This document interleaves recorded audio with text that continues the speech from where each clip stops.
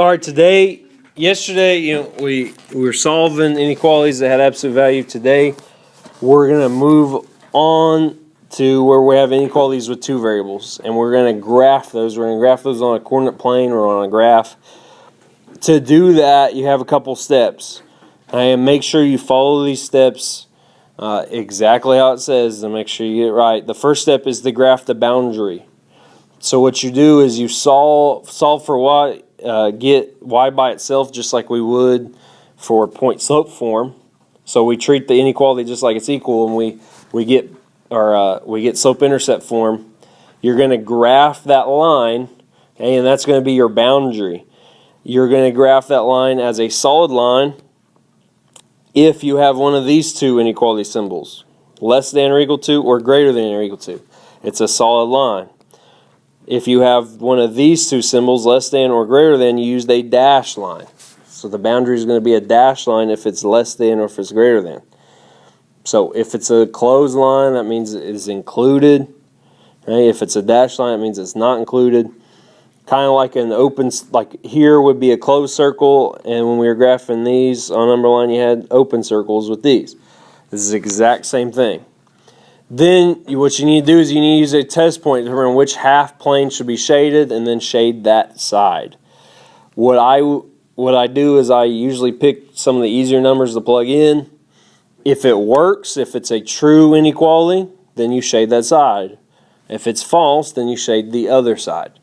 So you're going to use a test point to figure out which side should be shaded. So let's do this. So this is what your homework's going to look like. It's going to say graph, and it gives you an inequality with two variables. 3x minus y is less than 2. Now I can't graph that. I don't know what that looks like as a line. So what I do is I solve for y, because I know when it's solved for y, that's slope-intercept form. And I can find my slope, I can find my y-intercept, and I know how to graph that. So the first thing I'm going to do is I'm going to subtract 3x to both sides. That gives me negative y is less than negative 3x plus 2. Now I have negative y. Can we have a negative variable? No, we don't want negative y. So instead what I do is I change the sign of y, which changes the sign of x, which changes the y-intercept.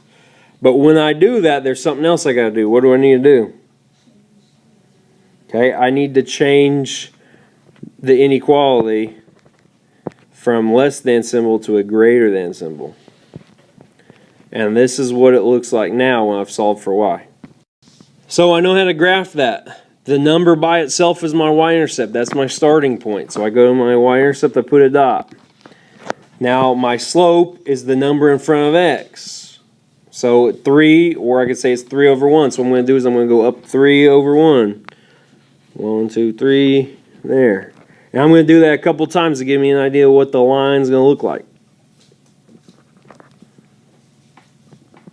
And I also go backwards, just so I have a clear idea of the line. Now what I have to do is you have to determine, is this going to be a dashed line or a solid line? What is it? The rule says when it's an inequality that's less than or greater than, it's a dashed line. So just put dashed lines through this. It doesn't have to look perfect. I'm not worried about it. This is a dashed line, meaning the boundary isn't included. It's like an open circle on a number line. The line is not included. What you need to do is figure out, right, which side you shade, which half side you shade. Okay, they call it the half plane.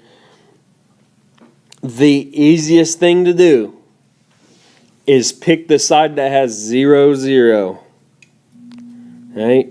Sometimes you can't. Sometimes 0, 0 is on a line. You never use a point on the line.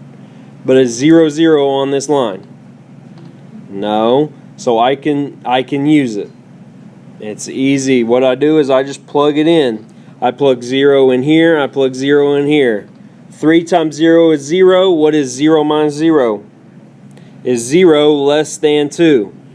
That is a true statement. So what I do is I shade that half plane because 0, 0 is included in this graph. Now this one, I already have y solved. It's already equal to y, right? Or y is already by itself. So I look, my y-intercept would be -1 because that's the number by itself. And my slope is the number in front of x. If there's not a number in front of x, it's 1. So I just go up 1 over 1 every time.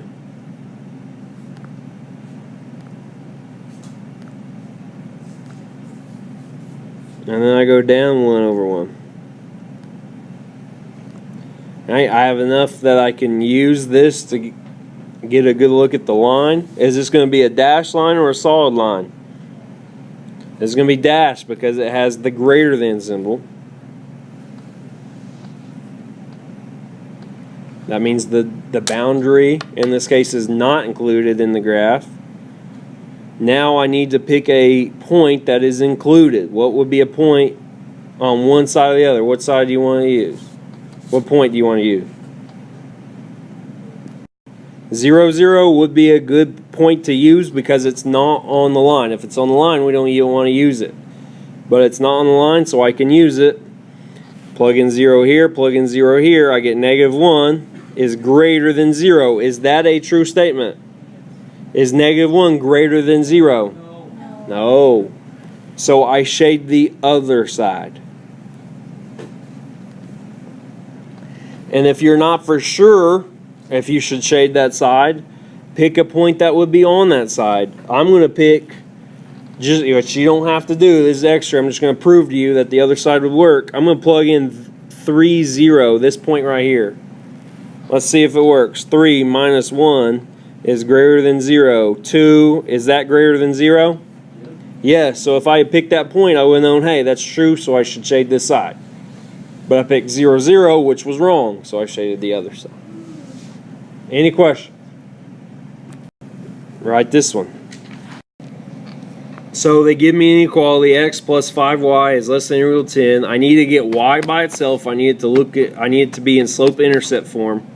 So the first thing I do is I subtract x to both sides. 5y is less than or equal to -x plus 10. So I divide by 5. And when I do that, I have to take this divided by 5 and that divided by 5. Don't forget to do it twice. Each thing is being divided by 5. It's kind of like if you were distributing. You would have to distribute it to both things on the inside. This is the same kind of deal. I take 5, I divide -x by 5, and I divide 10 by 5. My y is there. My sign doesn't change because I didn't divide by a negative number. What is -x divided by 5? What should I write that as? How about -1/5 x? Isn't that the same thing? Hey, that tells me what my slope is. And then I do 10 divided by 5. What's 10 divided by 5? 2. It is 2. There's what my boundary line is going to look like. It's y is equal to -1/5 x plus 2. So I put my dot at 2 because that's the y-intercept, and then I go down 1 over 5 every time. So I went to the right 1, and I can't keep going that way, so instead I go the other direction. I go up 1 and 5 to the left. That gives me 3 points. I can draw a line off this, and then I need to decide, is this going to be a dashed line or a solid line? Solid, because I'm using the less than or equal to symbol. If it's less than or equal to or greater than or equal to, it's a solid line. So my boundary line looks like that. Now I need to pick a test point. It doesn't matter which. Right? Easiest thing for me is 0, 0. So I plug in 0 there, I plug in 0 at y, and I see if that is less than or equal to 10, which 0 plus 5 times 0 is 0. Is 0 less than or equal to 10? Is that a true statement? So I shade this side. Now the book, for their example, they actually picked 3, 3, which if you plug in that point as false, so you would shade the other side. Again, the easiest point to use as a test point is 0, 0. However, if it's on the boundary line, you cannot use it. You cannot use a point that's on the line because it does not tell you which side to shade. If I pick the point on this line, let's say I pick that, this would be a true statement because it's on that line, and this is a solid line, which means this line's included. But would that tell me I need to shade the top side or the bottom side? No. So we don't pick a point that's on the line. All right. I want you guys to work this one. So I need to get y by itself. So the first thing I do is I subtract x to both sides. That gives me negative y is less than or equal to negative x plus 3. Then I change the sign of y, which changes the sign of x, which changes the sign of the 3, and it also changes the inequality. So you should have y is greater than or equal to x minus 3. So then I need to graph this line. So I go to negative 3 on the y because that's my y-intercept. That's the number by itself.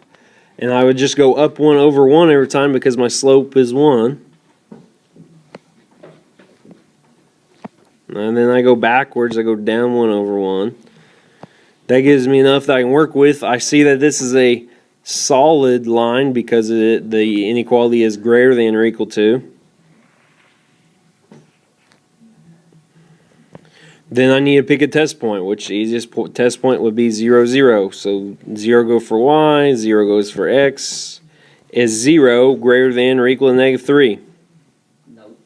Oh, wait, yeah. Yes, it is. So I shade this side. Here's your assignment for today.